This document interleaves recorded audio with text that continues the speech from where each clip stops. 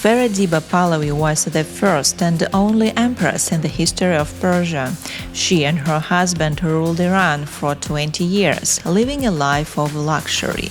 However, in 1979, there was a revolution in Iran, and Farah and her family had to leave the country to avoid being killed. Since then, their life has been very different. In this mini documentary, I'll tell the love story of the last empress and emperor of Iran and what happened to this family 45 years later.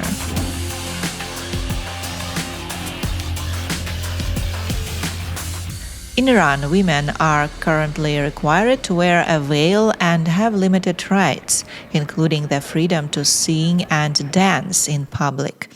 However, recalling that things were different half a century ago is important. In 1976, Mohammad Reza Pahlavi, the last Shah of Iran, declared himself emperor and his wife Farah Empress. He placed a large golden crown on her head, marking the first time in the country's history that a woman was recognized as an equal partner in ruling the country. This was groundbreaking, demonstrating that women could hold the highest positions alongside men. Farah Pahlavi became a role model for all women in Iran, symbolizing an era when women could study, work, wear what they wanted, and even participate in government affairs. However, Farah Diba was not of royal origin. How did an Iranian commoner girl manage to become the wife of the Shah and receive the highest post of empress? Farah Diba was born in 1938 in Tehran, Iran. She was the only child of Captain Sohrab Diba and his wife Farida Godbi. Her father was an officer in the Imperial Iranian Armed Forces and a graduate of the French Military Academy at Saint Cyr. Her grandfather had served as the Persian ambassador to the Romanov court in St. Petersburg, Russia, in the late 19th century. Farah's father's family hailed from Iranian Azerbaijan, while her mother's family belonged to Gilak origin, from Lahijan on the Iranian coast of the Caspian Sea. Farah Diba came from a prominent family in Persian society. She grew up in comfortable surroundings that could be described as idyllic. Farah attended an Italian and French school in the Iranian capital. However, a tragedy struck when she was just 10 years old. Her father suddenly passed away.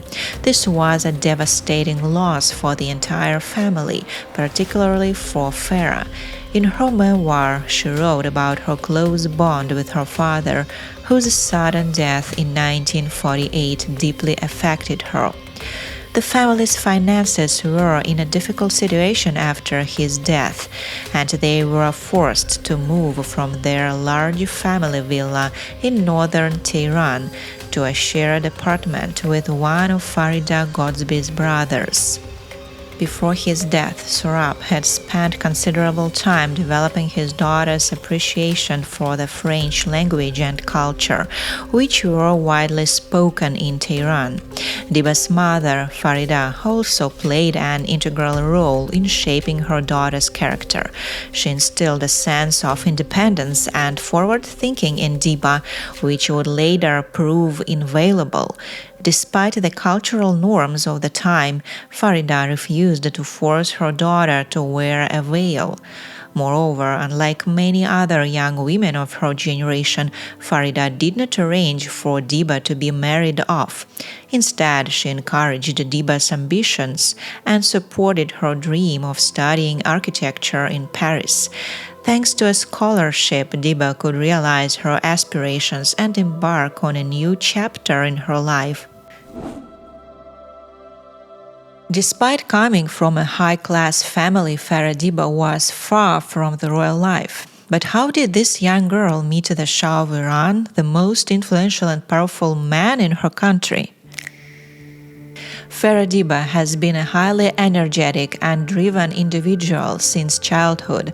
During her youth, she was an athlete and even served as the captain of her school's basketball team. After completing her education at the French Lycée, she developed a keen interest in architecture. She pursued it further by studying at the École Spéciale d'Architecture in Paris, where she had the privilege of being taught by Albert Besson. As you already know, Farah Diba's family faced financial difficulties after her father's death. However, like many other Iranian students, she was fortunate enough to receive government assistance to study abroad. Occasionally, the Shah would visit foreign educational institutions where Iranian students were studying. During one such visit to the Iranian embassy in Paris in 1959, Farah Diba was officially introduced to Mohammad Reza Pahlavi for the first time. A 21-year-old student impressed the Shah of Iran with her intelligence, education, beauty, and good family background. However, there was a significant age gap between them. The Shah was 40 years old and had been married twice before. He was almost 20 years older than her and had considerably more life experience. Mohammad Reza had a stormy personal life during his youth. He married for the first time at the age of 20 to Princess Fazia of Egypt. However, this marriage was arranged for political reasons to enhance Iran's influence in the Middle East. Although the couple had a daughter, the marriage soon fell apart due to their lack of genuine affection. The Shah was unfaithful to his wife and often seen in public with other women. Princess Fazia could not bear the humiliation and returned to her homeland. After his divorce, Mohammad Reza openly engaged in extramarital affairs with other women. He regularly visited nightclubs in Italy, France, and the United Kingdom, where he was romantically linked to several actresses. Despite his complicated personal life as a monarch, he needed male heirs to secure his dynasty's future. At 32, he married again, this time out of love. His second wife was Soraya Esfandiary Bakhtiari, an Iranian-German woman and the only daughter of the Iranian ambassador to West Germany. Unfortunately, the marriage ended in divorce because his wife was unable to conceive. The Shah needed male heirs to ensure his dynasty's survival, and at the age 40 he set out to find a suitable wife who could bear him several children. He chose a 21-year-old Farah Diba, who was young and healthy. Mohammad Reza later recalled their first meeting. I knew as soon as we met that she was the woman I had been waiting for so long, as well as the queen my country needed. During the summer of 1959, Farah returned from France to her hometown of Tehran. The Shah of Iran continued to pursue a relationship with her, and by November of the same year, the couple announced their engagement. When I first returned home from being a student in France to become the Queen of Iran, the Shah told me, "When you're a queen, you will have a lot of responsibilities." I agreed, of course, but I couldn't imagine the scale of what lay ahead. This engagement was rushed due to the pressure on the Shah to quickly marry and produce male heirs. At the time, he only had one daughter from his previous marriage, who was ineligible to inherit the throne. As a result, the future of the entire Iranian monarchy was at risk. That's why the Shah's wedding was hastily organized, which was a memorable event in history. On December 20, 1959, Mohammad Reza, who was 40, married 21-year-old Farah Diba. Despite their age differences, the couple's wedding photographs show Farah as a young, innocent, and stunningly beautiful bride. At the same time, Mohammad Reza appears as an elderly man in a military uniform with light gray hair. Many viewed their marriage as unequal, but it was the strongest and longest-lasting union in the Shah of Iran's life. Farah Diba proved to be the love of his life, and they remained together until the end of his days. This wedding was popular not only in Iran but worldwide. The press from various countries widely covered the celebration. Farah Diba, the young princess of Iran, immediately became famous. The bride looked absolutely stunning in her opulent outfit, which captivated the audience. Her gown was a masterpiece designed by the legendary Yves Saint Laurent, who was then a designer at the house of Dior. The dress was made of the finest materials and infused with intricate embroidery and precious stones. The bride's Noor al-Ain diamond tiara was a newly commissioned piece that shone brightly on her head, adding to her overall radiance. Her dress was also embellished with diamonds and gold, which sparkled in the light, giving her an ethereal glow. Farah Diba smiled happily during the festive events, looking like a radiant bride. But how did her life change after the wedding? Following her marriage, Farah Pahlavi received the title of Queen of Iran and was required to perform various royal duties. However, as was expected, her primary duty was to produce male heirs despite any potential involvement in state and public affairs. While it was not initially anticipated that Farah would have an active role in the government, her position as queen was closely tied to her ability to bear children. Consequently, everyone eagerly awaited the arrival of an heir. After just 1 year of marriage, Farah gave birth to a baby boy, Crown Prince Reza Pahlavi, which was seen as a great blessing. 3 years later, their daughter, Princess Farah Pahlavi, was born. With the birth of the crown prince, the queen could concentrate more on other activities and official engagements. Initially, Farah limited herself to a ceremonial role, as was common with other royal consorts. However, as the years passed, she became more involved in state affairs and contributed significantly to Iran's cultural and social development. She dedicated much of her time to attending the opening ceremonies of various education and healthcare institutions. Eventually, she became the queen in charge of a team of 40 people who handled various requests for assistance. She was a popular figure in the imperial government and supported 24 educational, health, and cultural organizations. Her humanitarian role made her extremely popular. Soon she will go down in history as the first woman in the history of Persia to become Empress. The coronation ceremony was unforgettable. Farah Pahlavi witnessed a historical event 8 years after her wedding. It was the coronation of her husband as the Emperor or King of Kings, which was held in Tehran in 1967. At that time, the Shah had already ruled the country for 26 years, but he had chosen to wait until that moment to assume the title.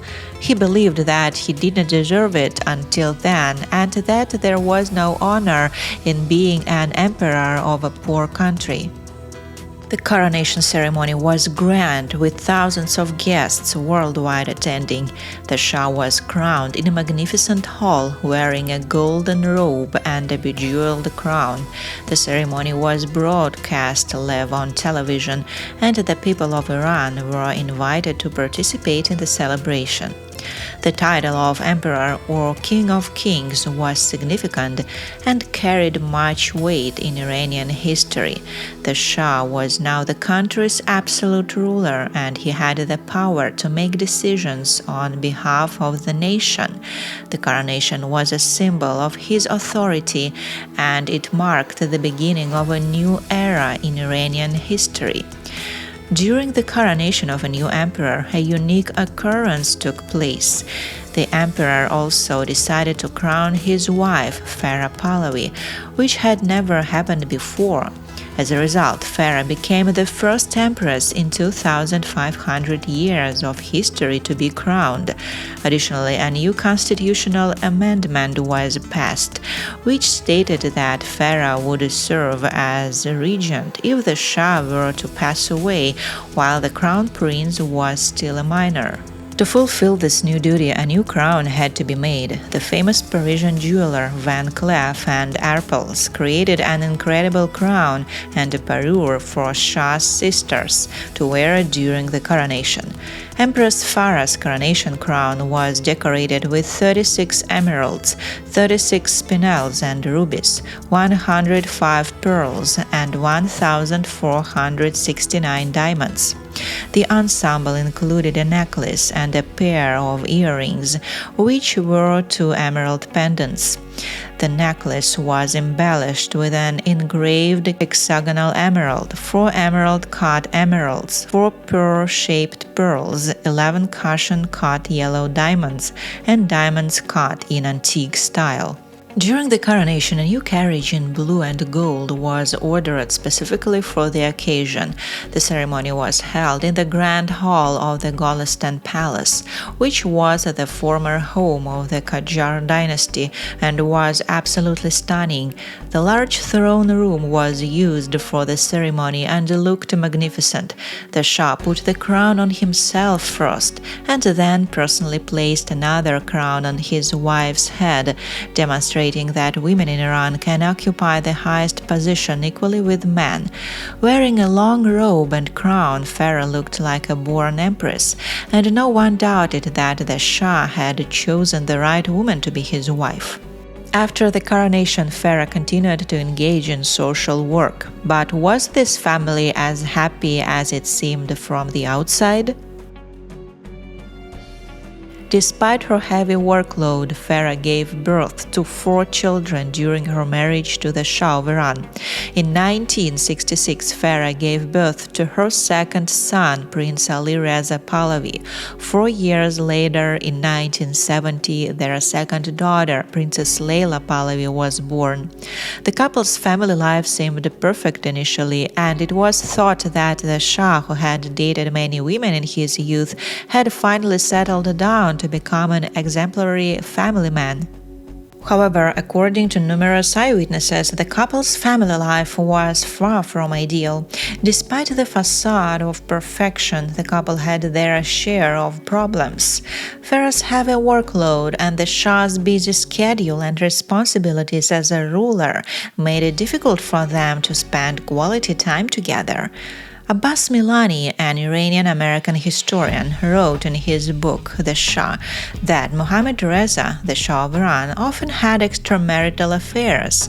Milani claims that Asadullah Alam, the Shah's right-hand man, regularly arranged outings with tall European women for the Shah. However, Alam's diary also mentions that if women from the blue-eyed world were unavailable, he would bring local women for Shah's pleasure. According to the author, the Shah had an insatiable passion for women and needed intimacy several times a day, or else he would become depressed. But due to his wife's involvement in public affairs and raising their 4 children, she was not always available to him. Therefore, the Shah constantly sought meetings with other women. In 1973, Farah Pahlavi discovered that her husband had been having extramarital affairs. When the news broke, the Shah's close aide and advisor, Amir Abbas Haveida, initially took the blame for the scandal. However, Farah's husband and the Shah's brother-in-law shifted the blame to Haveida, stating that he had failed to keep the affair a secret. Interestingly, the Shah himself believed that the affair was part of a larger conspiracy and suspected that the Soviet KGB was behind it. Nonetheless, according to Milani, both the Shah and Alam were unwilling to acknowledge that it was the Shah's own crass infidelities that had caused the issue. Despite their challenges, the Shah of Iran and his wife presented a picture-perfect family to the outside world. After her husband's infidelity, Farah continued to support him and remained loyal to him. Leaving her husband was simply unthinkable for her, not just because of her love for him, but also because of her position. In the 1970s, Farah was at the peak of her popularity.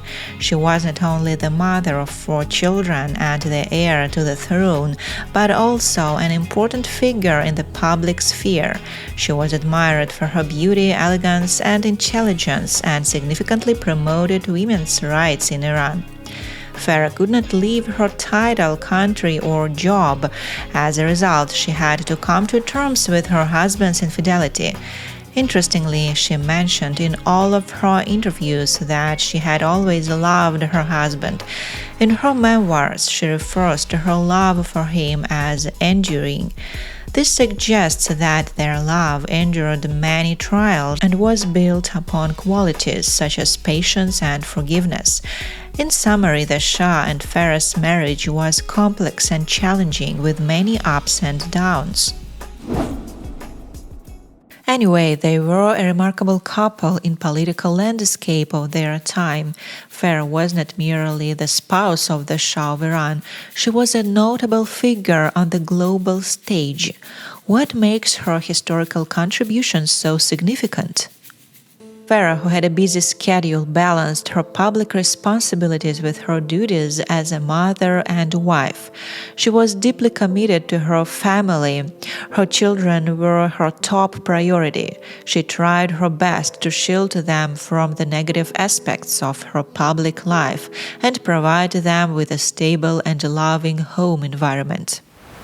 Empress Farah of Iran significantly promoted social and economic reforms, culture, and the arts in the 1960s and 70s. She supported her husband's efforts to advance the rights of women, children, and people with disabilities. She made significant financial contribution through the Farah Pahlavi Foundation to support museums, art centers, and dozens of charities. Empress Farah established landmark events to celebrate contemporary and modern Iranian art and culture. She also worked to promote women's education, healthcare, and social welfare. Empress Farah made history during her 20-year reign by breaking down many barriers. She was the first crowned female sovereign in Iran and the first woman to hold this title in any Muslim country. She also became the first woman to donate blood in a Muslim country publicly. As an ambassador for her husband, Empress Farah traveled to various countries, including China, the United States, and Senegal. Farah is widely recognized for her outstanding achievements during her tenure as a patron of the Tehran Museum of Modern Art. She dedicated herself to collecting Western and Iranian art, and as a result, the museum acquired around 150 works by exceptional artists. This impressive collection is now valued at approximately $3 billion, thanks to Farah's efforts. Numerous sources speak of Farah and her husband's great achievements in developing Iran. But if their successes were so great, why did a revolution occur in the country and people decided to overthrow them? Despite many successes, Emperor Mohammad Reza Pahlavi's power was often criticized, particularly by the conservative part of society. Many considered him a puppet of the United States and had aspirations to overthrow him. As a result, the Shah and his family lived with a high level of security, fearing assassination attempts. Local residents were also unhappy with the Shah and his family's lavish lifestyle and grand celebrations. In 1971, the Shah hosted a celebration commemorating 2,500 years of the Persian Empire. This event was intended to showcase Iran's rich history while also highlighting the country's modernization and progress. The celebration was massive, attracting elite guests from all over the world. According to successive editions of the Guinness Book of World Records, it remains the longest and most extravagant official banquet in modern history. The event cost around $120 million, an overwhelming amount at the time. However, the Shah believed it was a worthwhile investment to establish business relations with other top officials worldwide. Although Iran's economy was progressing, a significant portion of the population struggled with poverty. They were frustrated with the lavish lifestyle of the Shah and his family, who spent millions of dollars on vacations and other luxuries.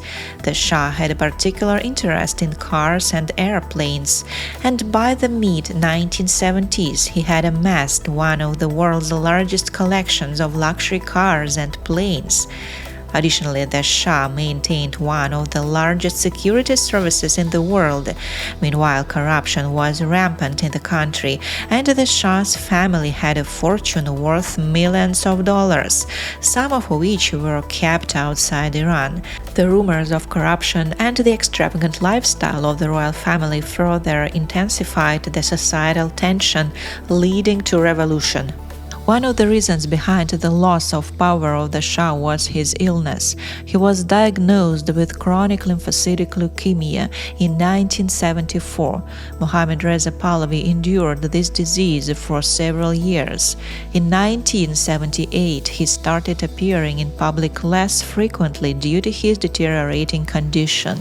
The Shah had to cancel several trips due to cancer treatment and also had to take medications that had severe side effects, such as depression and thinking disorders.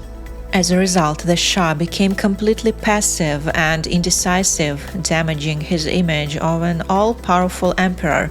The opposition saw this as an opportunity to take power into their own hands. Therefore, in 1979, a revolution broke out in Iran, which the Shah could not stop since he even had difficulty moving at that time due to his illness. Empress Farah repeatedly suggested to her husband Mohammad Reza that he leave Iran for medical treatment and appoint her as a regent. She believed she could handle the crisis and save the house of Pahlavi. However, Mohammad Reza vetoed the idea because he did not want to appear weak by fleeing Iran and leaving a woman in charge. He also did not want Farah to be seen as Joan of Arc. On January 16, 1979, after months of persistent and widespread protests against the rule of Mohammad Reza Pahlavi, the situation in Iran reached a boiling point. The Shah's family was compelled to leave the country amidst the escalating unrest. The official statement was that the family was departing for a brief vacation, hoping the king's temporary absence would calm the situation. Officially, we were flying overseas for a few weeks' rest. That was the impression the king wished to convey. Did he really believe it himself? Writes Farah Pahlavi in her memoir Enduring Love, My Life with the Shah. At the time, Shah Reza's eldest son was 17 years old and was studying in the USA to become a fighter pilot. On the other hand, Leila, his youngest daughter, was only 8 years old and had the hardest time dealing with the departure. In January 1979, Iran was plagued by months of strikes and violent protests,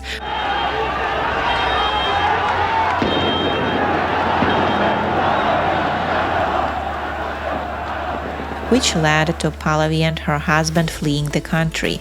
Unfortunately, Pahlavi spent the rest of her life coping with the loss and exile that followed.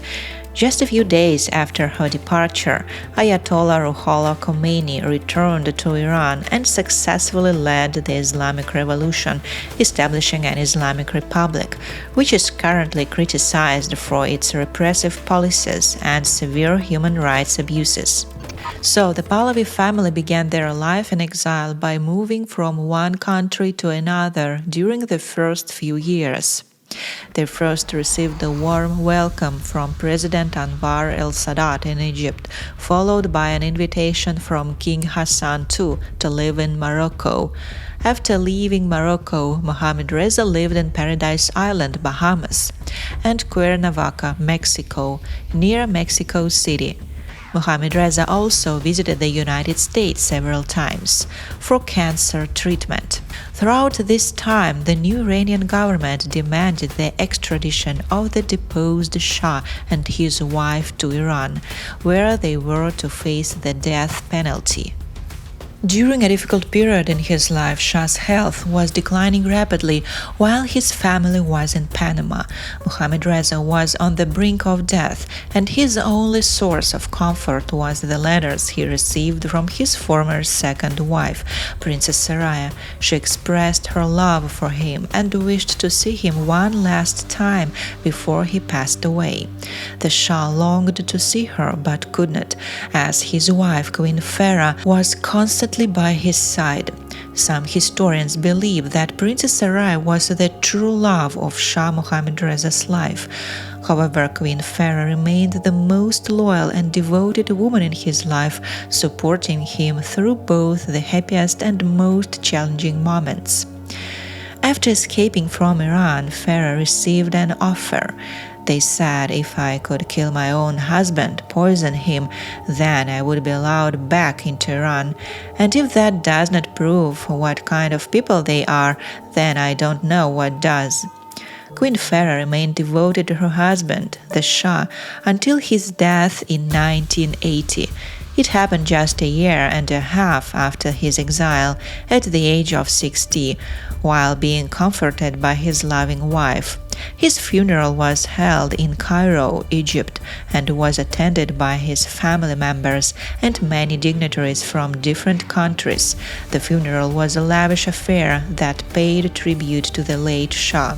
The entire Pahlavi family suffered a great loss. How did they cope with it, and where are they today? Farah Pahlavi became a widow at the age of 42.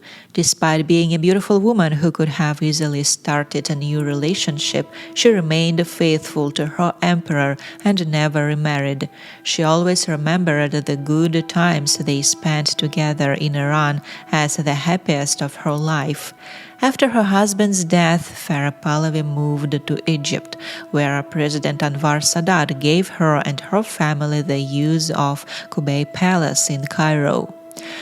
However, after President Sadat's assassination just a year later, she had to leave the country with her children. President Ronald Reagan invited her and her family to live in the United States. Farah Pahlavi, the widow of the last Shah of Iran, initially settled in the picturesque town of Williamstown, Massachusetts. She moved to this serene location, hoping to have a peaceful life after the turmoil in Iran. But after some time, Farah purchased a beautiful house in Greenwich, Connecticut, known for its stunning waterfront properties. The Pahlavi family left most of their wealth in Iran, but did not live in poverty after their exile.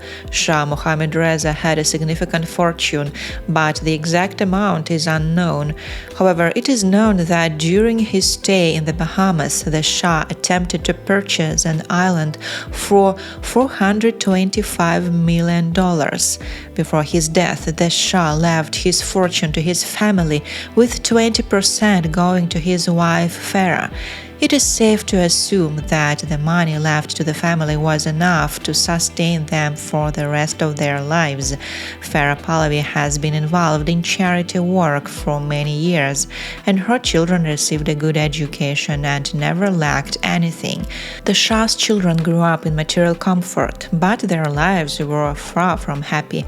Adapting to life abroad was particularly difficult for Farah's youngest children, who experienced a lot of stress leaving their their homeland and struggled with the loss of identity in exile.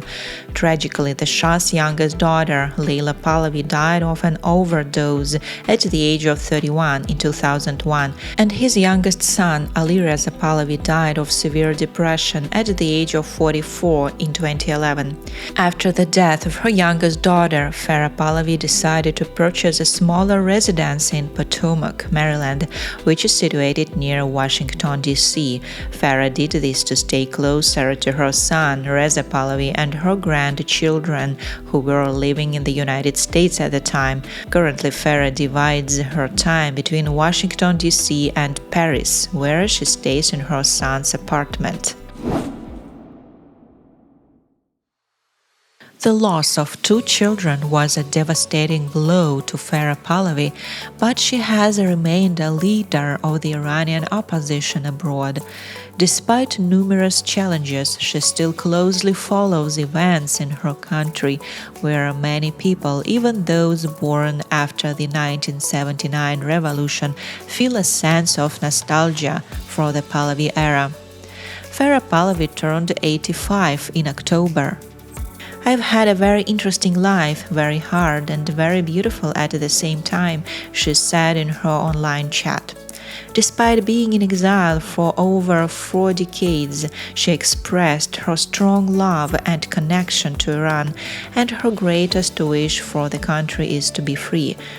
"I always want to keep hope alive and not allow bitterness in my heart, and I always say that I hope light will overcome darkness," she said. Farah Pahlavi, the former Queen of Iran, remains an influential figure in the international community. Despite the political turmoil that forced her into exile in 1979, Farah has continued to play an active role in promoting charitable causes and raising awareness about the plight of women in Iran.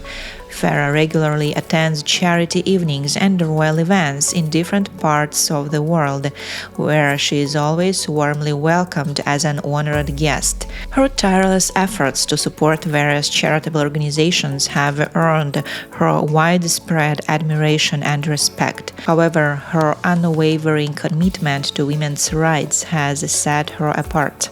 Farah has been a vocal advocate for gender equality and has expressed her deep concern about the repressive conditions that Iranian women face today.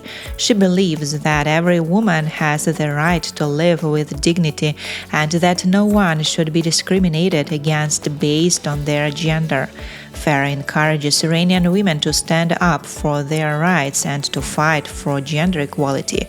She believes that women's voices must be heard and that they should be given equal opportunities to participate in all aspects of society.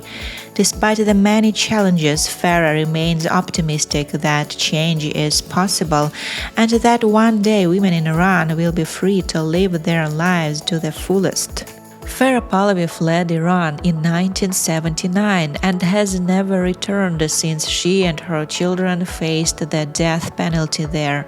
It is improbable that she will ever be able to return to her home country. However, she hopes there will be hope and progress in Iran one day, and that even if she is not there to witness it, her children and grandchildren might be able to do so.